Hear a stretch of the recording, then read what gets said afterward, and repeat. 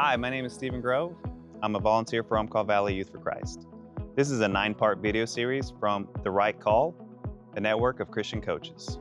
In this interview, you will hear from Coach Dane Tornell. He has spent over 30 years shaping athletes through his Christian faith. In this series, he talks about how he handles pushback when sharing that faith. You will also hear about a conversation with a former athlete who revealed a wound Dane never knew he had caused over a decade earlier. Anything else you would want people to know about real life, the real value of faith-filled coaching?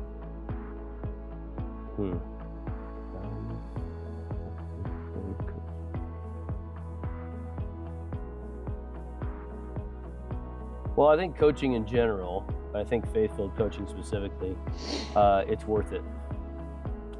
I think you really need to have long conversations with your spouse about what kind of time, financial and emotional commitment that you're making to not them. So, you spend more time with your team than you do with your own family during the season. I think your spouse has to be on board 100% with what you're doing, because I think doing coaching well is really, really hard.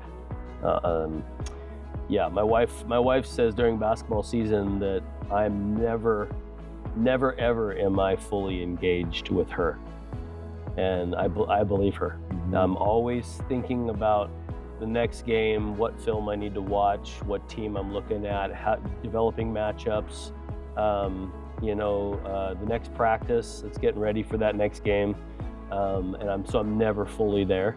I think that's a piece of coaching or a piece of being a coach that is not talked about because it's uncomfortable. But if you're not full as a coach, meaning that your wife's not fully on board, I don't think you're really ever going to do a very good job.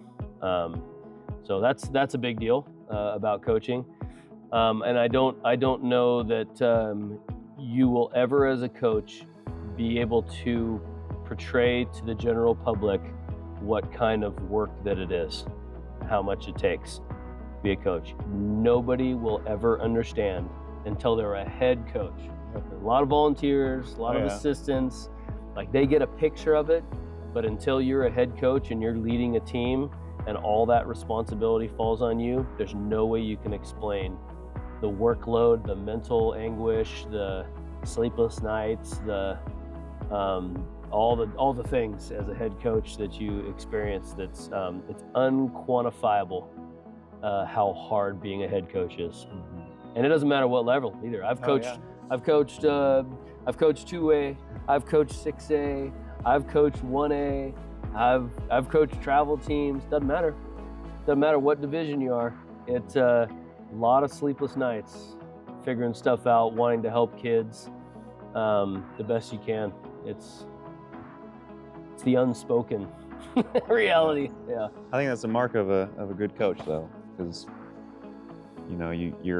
you're investing so much into them because you care. Yeah. I mean, I'm sure you can coast through the season, but well, thanks, Dane. Thanks for answering all my questions. You bet. It was awesome. Loved it.